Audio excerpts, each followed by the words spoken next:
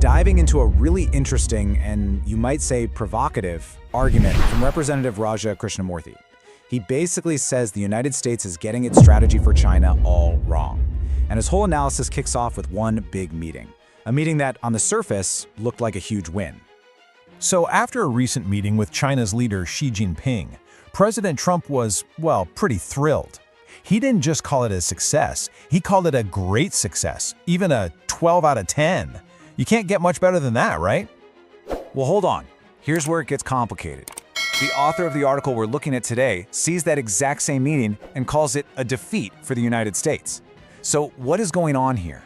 How can two people look at the same event and see total opposites? That's the big question we're going to unpack. All right, so let's dig in.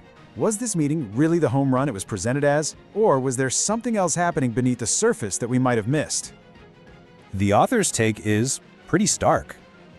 He says that, yeah, China made a few promises here and there, but when you look at the big picture, it's the US that lost ground. He actually argues that America is in a weaker position to compete now than it was just 10 months ago. So, you're probably asking, how is that possible? Well, according to the author, it all comes down to the price of admission, what the US had to give up just to get Beijing to the table. The author lays it out like this. The US gave up some serious leverage. We're talking suspended port fees, easing up on tech controls that are meant to protect our most sensitive innovations, and even hitting the brakes on rebuilding our own shipbuilding industry. And in return, China started buying some soybeans again and kept selling minerals. From this point of view, it just doesn't look like a balanced exchange at all. And look, the author says this wasn't just a one-off thing. He points to what he sees as a wider pattern. Things like allowing sales of powerful US computer chips that could supercharge China's AI and military, and making diplomatic moves that could really undermine our critical partnership with Taiwan. And this brings us right to the core of the author's entire argument. He believes all of this is happening because the administration has a fundamental misunderstanding of what this rivalry with China is even about. Here's the disconnect the author's highlighting. It's like two people playing a game, but they think they're playing different games. He suggests the administration is aiming for a stable, pretty normal trade relationship. But he argues the Chinese Communist Party, the CCP, has a much bigger goal: to actually surpass the United States and become the world's #1 power. Those are two totally different endgames. And the result of that mismatch is pretty predictable, right? When you misjudge what your competitor is trying to do, you end up playing defense. The author argues the US is basically stuck on its back foot, just reacting to whatever China does, instead of setting the agenda and competing proactively. Okay, so if the current approach is the problem, what's the solution? Well, the author doesn't just criticize. He actually lays out a new, comprehensive, long-term strategy. And it's built on 4 solid pillars designed to chart a completely different course. And here they are.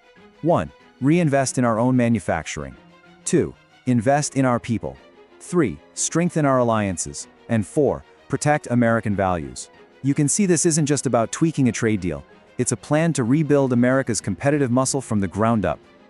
The first pillar is all about making America more self-reliant. The author says we have to urgently bring production back home in those key areas where we're way too dependent on China. Things like critical minerals, biotech, clean energy. The goal here is simple: stop letting Beijing control our supply chains. Pillar 2 is about investing in people, and this is where the numbers are, well, they're kind of a wake-up call.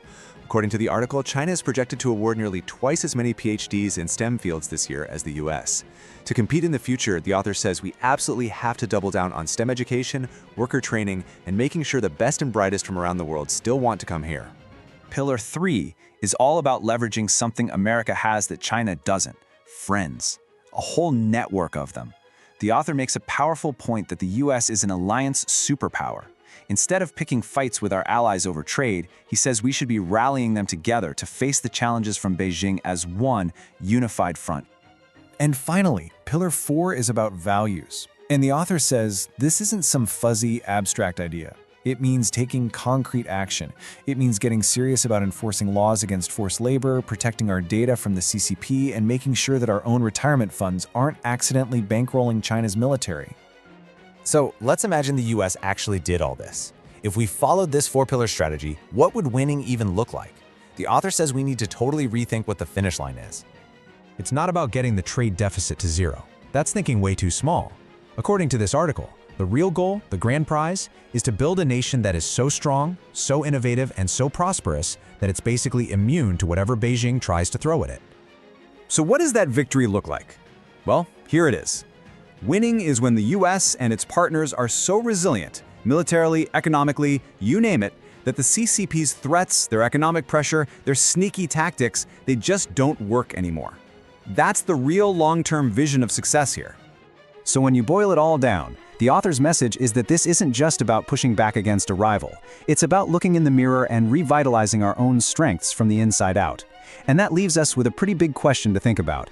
Beyond any single policy, what does it truly take for a nation to build the kind of resilience it needs to lead and to thrive in the 21st century?